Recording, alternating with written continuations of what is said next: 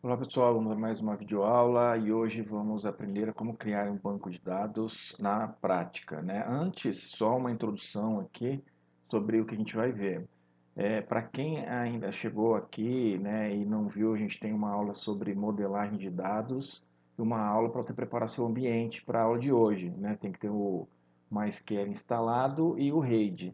Aqui eu explico como fazer isso, certo? Vou deixar no card aí essas duas aulas. Aqui na aula de modelagem você vai entender por que a gente vai criar essas tabelas, né? Maravilha. E aqui a lógica é a seguinte: a gente vai criar um banco, lembrando que um banco tem várias tabelas, né? Então daí a gente vai criar as tabelas e por fim a gente vai criar os relacionamentos. Provavelmente eu vou separar essa aula aqui em algumas etapas. Com certeza a parte do relacionamento tem mais detalhes, né? Então eu divido. Essas duas aqui provavelmente a gente faça na mesma aula.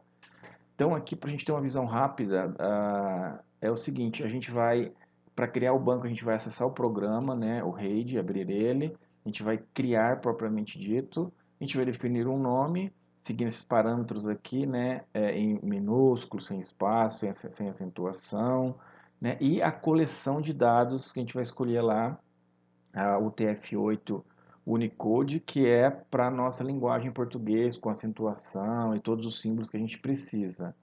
Criamos aqui o banco, a gente vai lá criar a tabela, a gente vai selecionar o banco, pode ter um ou vários bancos para o mesmo sistema ou para sistemas diferentes, né? Lá no local onde o banco está armazenado, no servidor aí.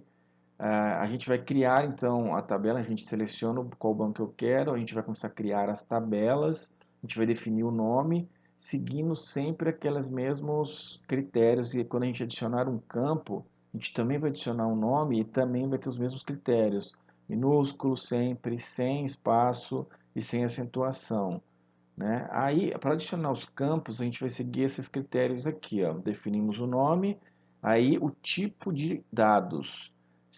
Nós temos esses quatro tipos aqui, são considerados primários. Numérico, se é inteiro ou decimal, string e boolean, são os primários.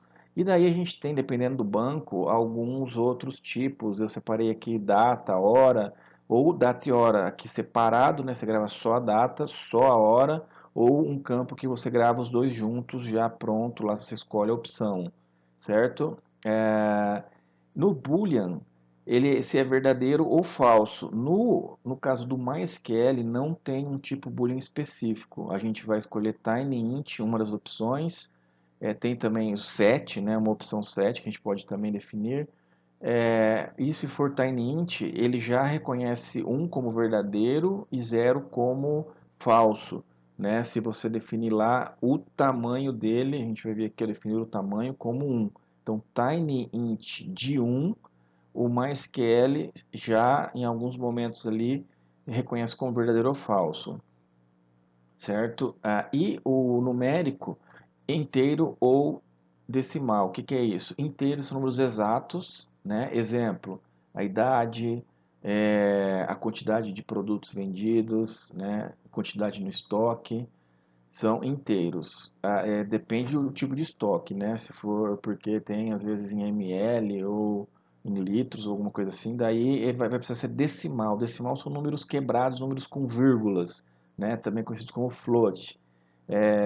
Por exemplo, o peso, né? A altura, beleza? Valor, né? Certo? Então isso daqui seria de, o tipo de dados, né, do campo que você está adicionando.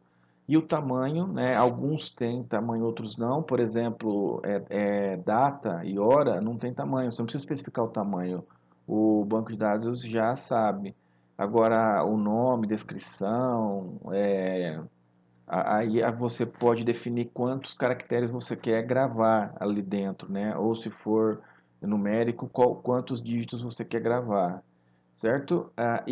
Algumas configurações mais comuns que a gente vai ver, se o campo é obrigatório ou não, né? Not null, ou se ele vai ter negativo ou não no caso de numéricos, né? Você pode colocá-la como um assigned e isso você consegue usar melhor o espaço ali reservado para aquele para aquele campo, né? Maravilha. Então, aí depois a gente vai criar a chave primária, né, a PK, porque no nosso objetivo aqui de banco de dados relacional não faz sentido você criar uma tabela sem PK, né, que é possível, mas no nosso caso aqui não faz sentido, então a gente vai criar uma primary key, e ela vai precisar ser auto-incremente, ou seja, ela vai gerar os códigos incremental, né, 1, 2, 3, 4, 5, 6. A gente consegue até manipular o intervalo, né, de 10 em 10, de 20 em 20, de 100 em 100. Então a gente vai criar as nossas PKs, primary key. Aí a gente vai definir o nosso motor. Na verdade, assim, a gente vai usar o InnoDB. A gente não precisa definir. Eu só queria tocar nesse assunto aqui. Provavelmente eu grave algumas aulas, uma aula específica sobre eles.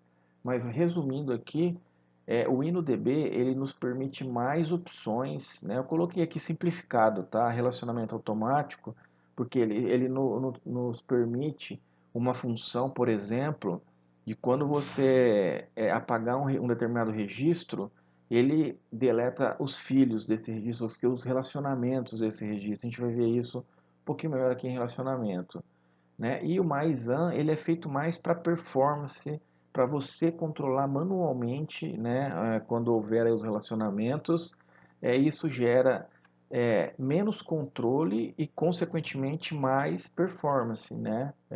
Então, seria para situações específicas, né? Então, é só uma introdução aqui sobre os tipos, né? E de motor. Seguindo aqui, depois você vai salvar e a gente, enfim, vai criar essas tabelas. Vamos ver isso na prática a seguir.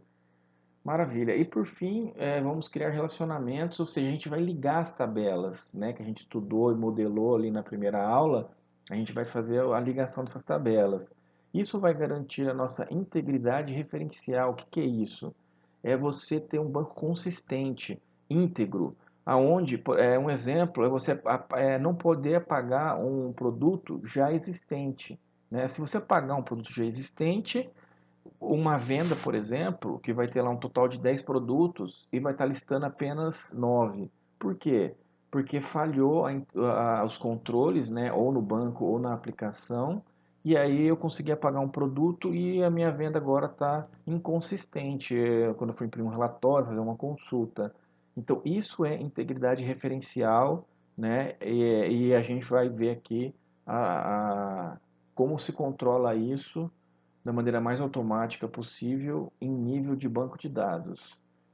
Aí a gente vai, então, para criar o relacionamento, a gente vai selecionar qual tabela que eu quero, a gente vai criar as chaves lá, fazendo a ligação entre a PK e a FK, né, selecionando o tipo de ação que você vai querer nesse relacionamento.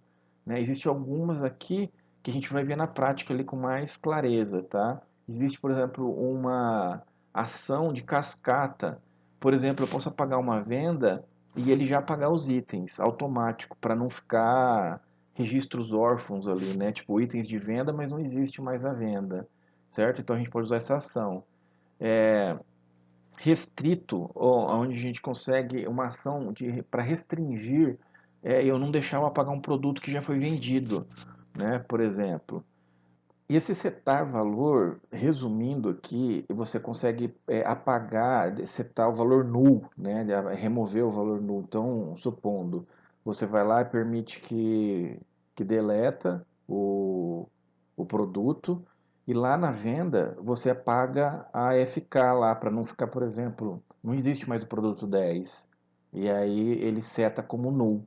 Então, a gente vai ver isso na prática.